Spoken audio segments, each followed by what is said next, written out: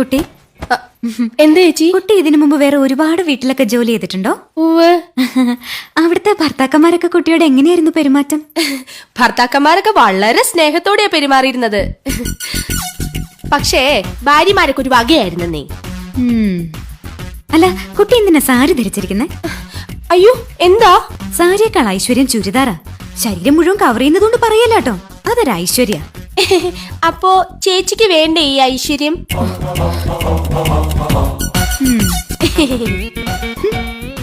അതെ. എന്താ ചേച്ചി?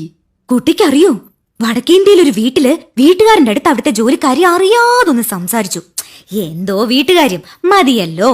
അന്ന് രാത്രി കാവില് വിളക്ക് വെക്കാൻ പോയ അവളെ പാമ്പ് കൊത്തി.